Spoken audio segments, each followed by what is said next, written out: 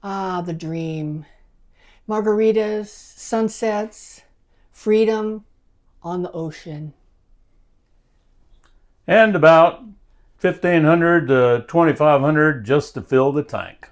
Welcome to boat life. This is Jim, proud captain of our floating freedom and proud captain of our floating expenses too. And this is Tab, my first mate, my reality check, and the reason we don't buy a bigger boat. Dun dun dun dun dun dun dun dun dun dun. And together we're Unretired AF.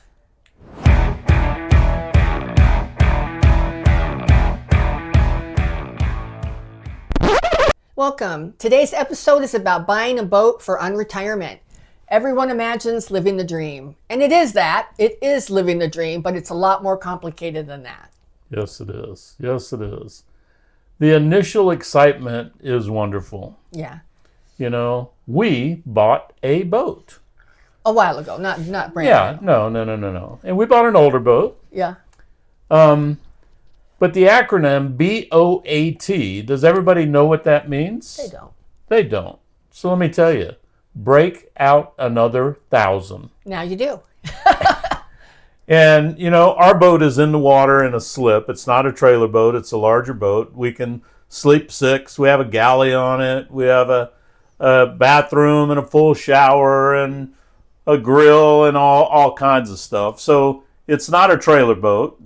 Expenses are a lot less on a trailer boat, but ours is in the water. Yeah. And we're going to kind of share the truth with you about that. Yeah. What it takes to keep a boat in the water in a marina. Yeah. The ongoing costs of boat ownership.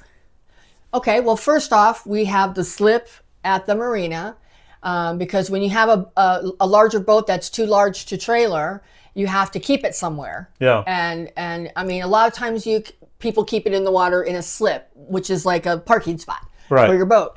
Now, some people can pull it out and put it in a boatyard or something. There's places that will let you do that. Like, so we have a friend who does that and keeps it out of the water some of the time. But most of the time, if you have a bigger boat, it's got to be in a slip in a marina, especially if you're using it a lot. Right. Then the monthly expenses for that are, we have a diver that comes once a month because when your boat's in the water all the time, it's gathering barnacles, and barnacles are bad for when you're underway. It will slow you down and your fuel efficiency will be shit. And the warmer the water is, the faster growth grows on a boat. Gotcha. So that's a monthly expense. Yep. Then, you know, where And just to tell you, that runs us for our boat, that's $140 a month. well, and do we want to say how much the slip rental is Well, where we are? we're insanely, unfortunately, in California. Yeah. Our slip runs $1,350 without electricity. Yeah, and then we have monthly electricity because we do have a what's called shore power that, you know, is like a big giant plug that plugs into the boat and powers everything when we're in the slip, so we don't have to run the generator or use the inverter. Yeah. And so that's another expense. What does that usually come out to a month? 60 to 100, depending on time of the year. And it depends on how much we're using the boat too. Right. And then there's boat insurance. Every marina will require you to have at least liability insurance up to, I think, $1 million. Ours is now $2 million. $2 million of damages in case your boat catches fire, because we have had that in our marina on our dock. Yes, we have. About 20 boats down, would Yeah. you say? One of the boats caught on fire, and actually one of our friends untied it from the dock and pushed it out into the fairway so it wouldn't catch any other boats on fire. You would be just amazed at how fast fiberglass will burn. Yeah. It is scary and hot intensity. Yeah. Very hot intensity. So that's another expense that you have to figure in is insurance. And then, of course, you know, full coverage insurance. There's a lot of different places that sell full coverage insurance. It just depends on the year of your boat, because some of the older boats, there's only a few insurers that will insure them. So you have to do some research. Go on Facebook. There's tons of boat groups on there. You can get a lot of good information about specific things, your area, your boat, because it depends. If, like, we're not in a hurricane area, so our insurance is different than, say, somebody in Florida. So it's best just to find out, you know, and find that out where you are. You know, we have to maintain our Coast Guard registration every year. How much is that? Luckily, we can buy multiple years. I think it's like 65 a year with the Coast Guard. Okay. Last time I did it not terrible. for 5 years. So, Okay. yeah.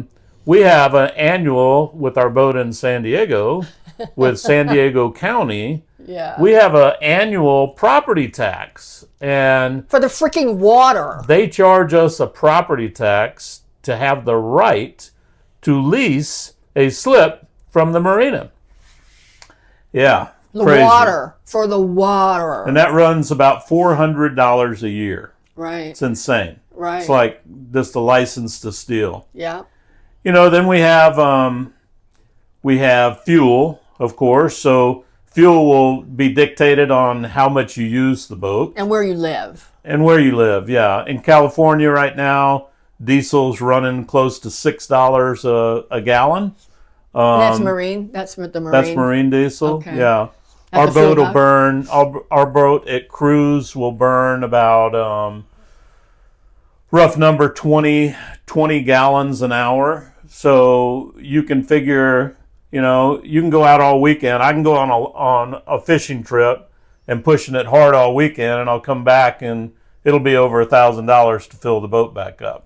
Yeah, it's crazy. But we also go. I mean, you go slow when we're not in a hurry, because it makes a significant difference. Yeah. If I'm going cost. 8 knots instead of 20 knots, Right. I'm burning a gallon an hour instead Right. of 20 gallons. So we an go hour. 8 knots a lot. A lot. I mean, like we went to Catalina several times from San Diego, and that's about 69 miles, something Yeah. like that.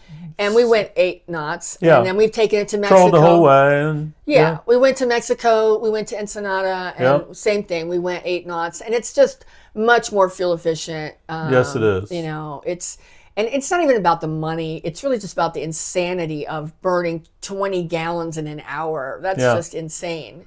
But you know, there's also you need to run diesel through the motors and through the tank as well.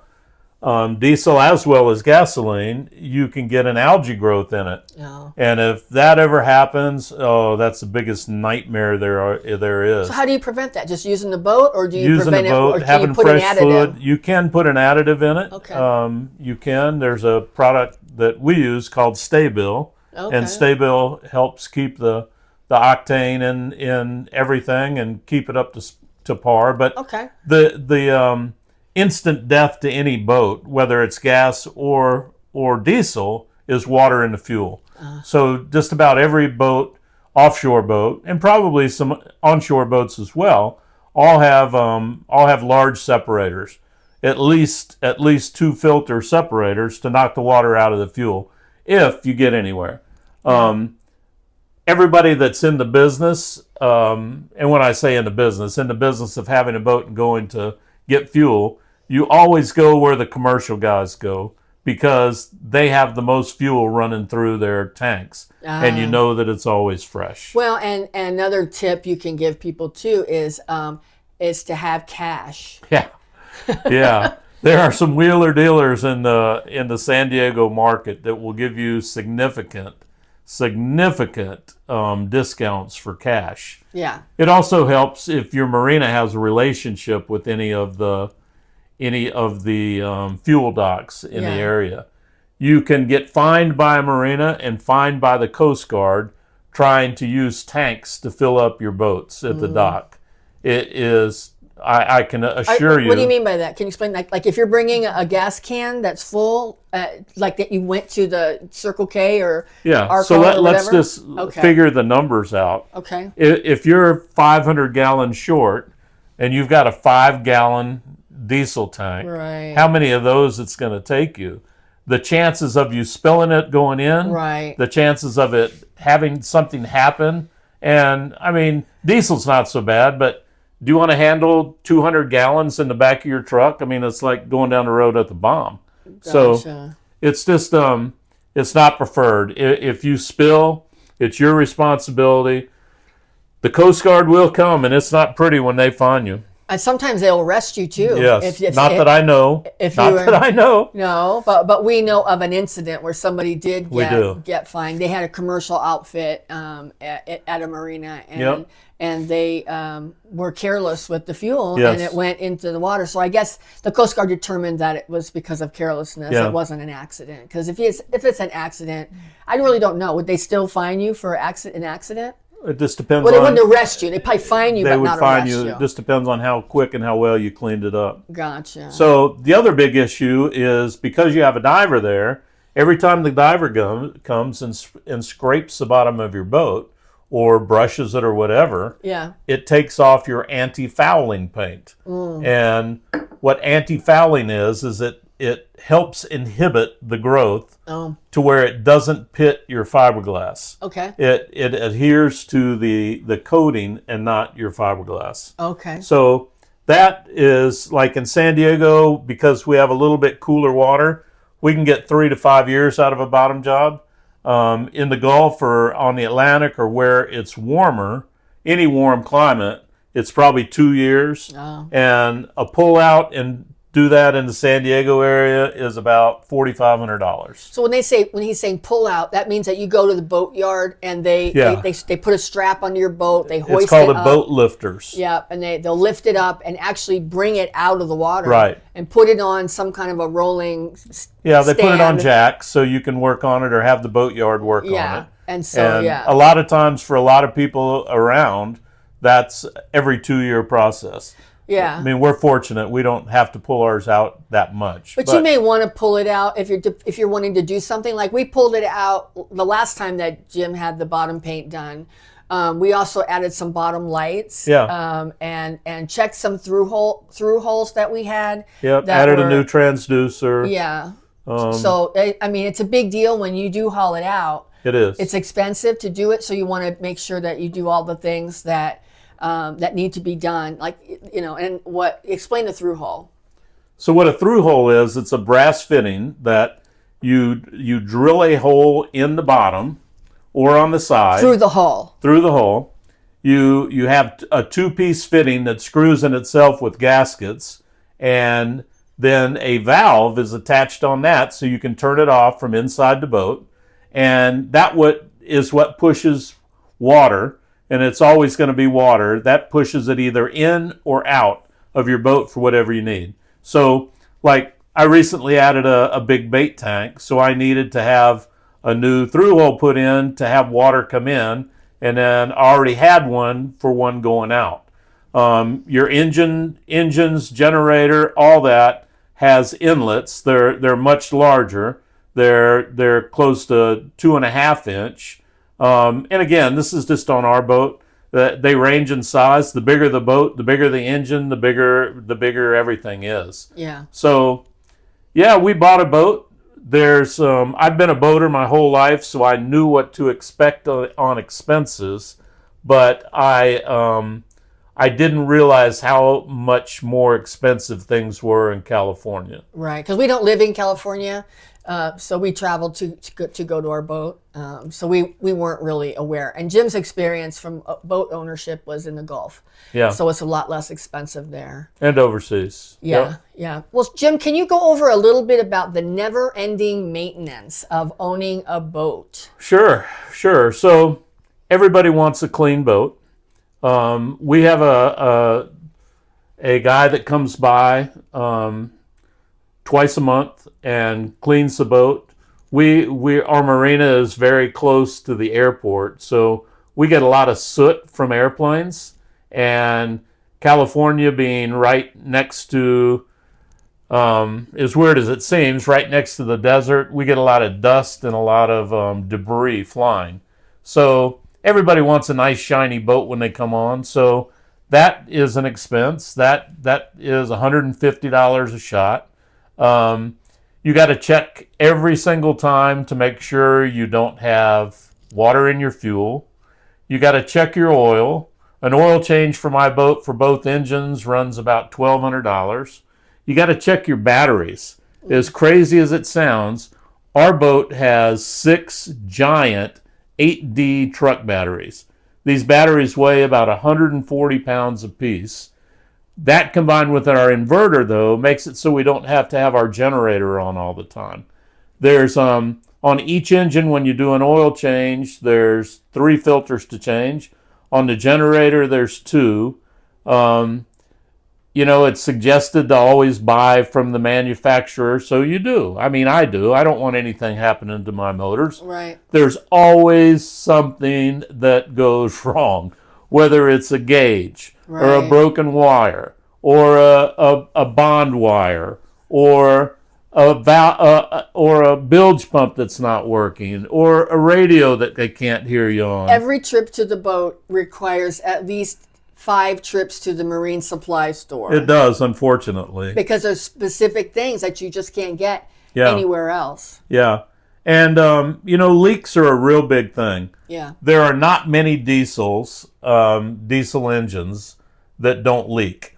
And some people are a lot luckier. And I should say, there are not many older diesels that don't leak. Right. Newer diesel engines are, I don't know, they're smaller and tighter, and I guess they found a way, but they don't have the longevity that the older ones have. So there's all that stuff. There is, checking light bulbs, making sure if you're going to go out at night, making sure your running lights are properly working, making sure there's no obstructions on your radar arch, making sure all your electronics work. I mean, you don't ever want to go out and not feel safe. Right. Making sure one of the big things that people that get busted all the time in San Diego is we have a very, very large bay. And people forget about having the right amount of life jackets when they take 10 people out. Well, they will bust you in a heartbeat on that. They will bust you if a child under 10 years old doesn't have a life jacket on. So it's serious. It's serious. I mean, we've seen people in the bay with little kids on the front bow, and they're hauling ass, just horrific. Going through. And if that little kid falls off, I mean, it's terrible. And people don't take the safety. No. No. Especially Especially when there are people in kayaks, people on jet skis, zipping in and out. Yes. I mean, they go too fast. I mean, the big boats go too fast. Right.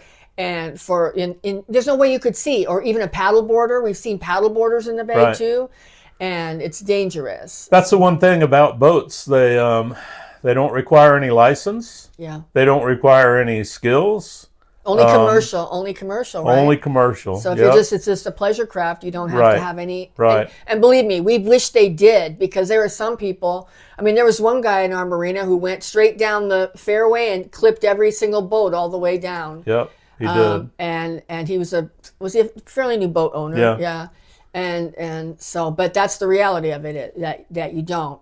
Yep, it is. All right. Well, the cost of fun, because fun does come at a cost. It does. I mean, and you don't even think about just the small things, like Jim was saying. Like every time you want to take your boat out, you've got to, as Jim said, you want to wash it. You don't want to come there especially if you are like us and you have limited time and you go on the weekend, you don't want to spend, 2 or 3 of your hours that you're there washing your boat. So you're going to pay somebody, as Jim mentioned that. And that's important. And then you've got stuff that doesn't sound like a big deal, but like for us, we have several big coolers. So you got to fill them up with ice. And when in California, near the port, for us, ice can run $6 a bag, and we might need 10 bags for both coolers. So there's $60 right there. Yeah. Then you want to fill it up with drinks for your guests if you're going to have guests on board. And we're not bitching. Don't think of any of this as a bitch. No, we're just telling you the reality. The reality of the cost. And for me, I was not a boat owner. So when Jim and I bought the boat, he had a lot of boating experience. So he was definitely on board and clear about what all that meant. For me, I was like thinking we bought the boat and we're going to go have fun, and that's it. And that isn't it. I mean, everything for the boat is more expensive than for the house. It just is. Yeah. So, when we have friends out, Jim fills up the boat, so we have enough fuel to go and do things. We have ice and drinks. We have food.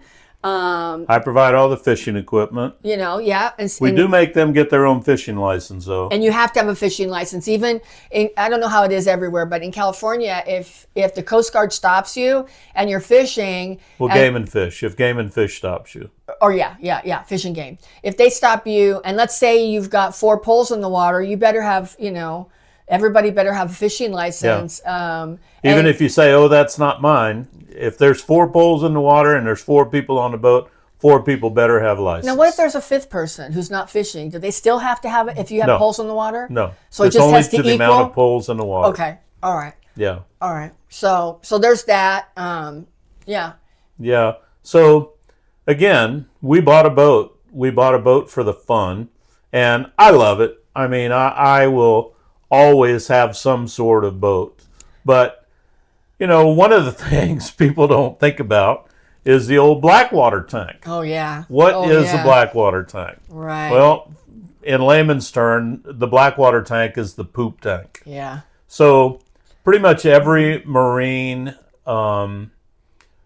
toilet, head as they call it, has a macerator in it. So it chops it up into very, very fine particles. We only use biodegradable marine grade toilet paper, which is it takes a little getting used to that too. Yeah. So we have a service that'll come by once a month when we're there. I mean, we just haven't been there much in the last couple months, so I haven't had to get it pumped out. But they come and they pump it out for you once a month, and that runs anywhere from 45 to 65, depending on how much waste they get out of you. Yeah. So again, you I prefer to go to the fuel dock. They also have a lift station there, and do that myself, because then I know I can flush it, because they also have fresh water there.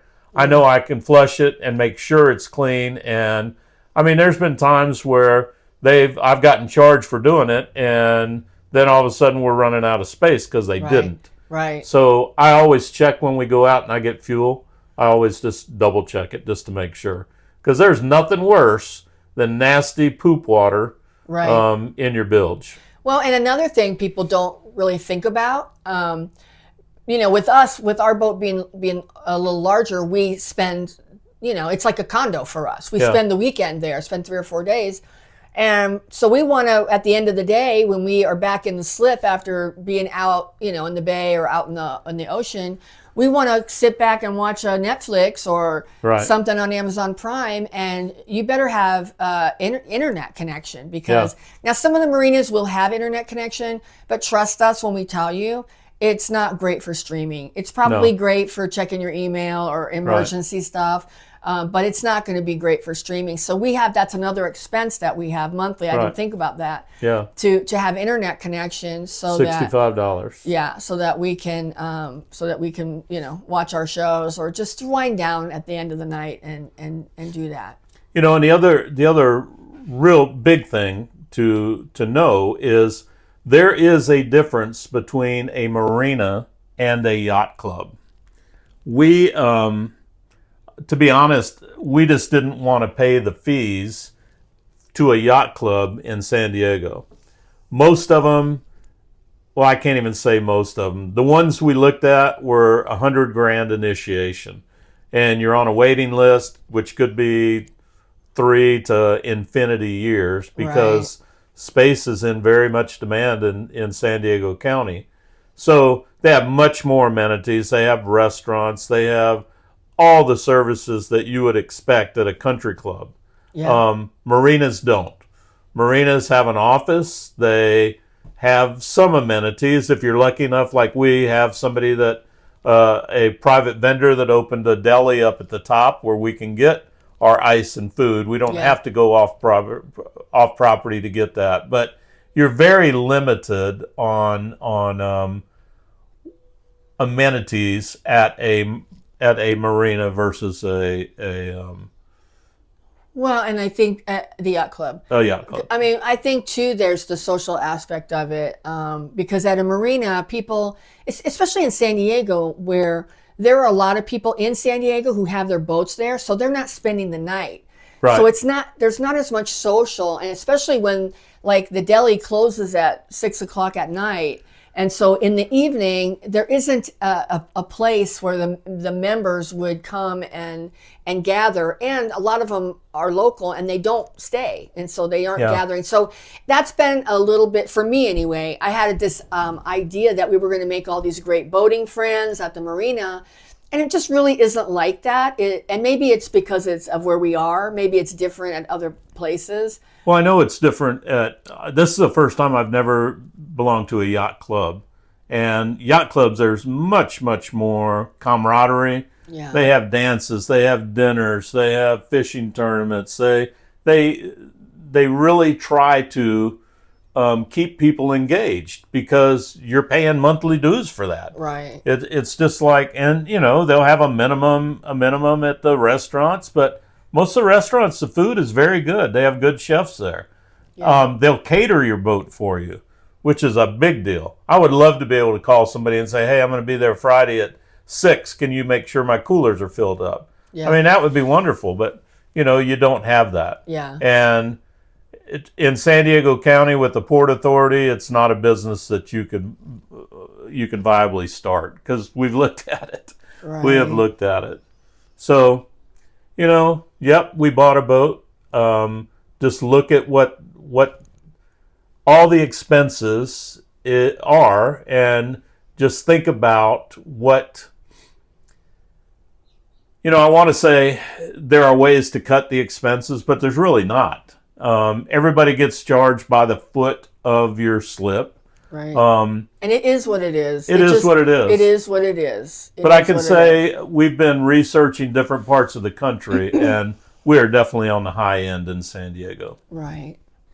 Well, even though it sounds like we've been bitching a lot about boat ownership, that's really not the case. I think our heart is just we want to be honest with you.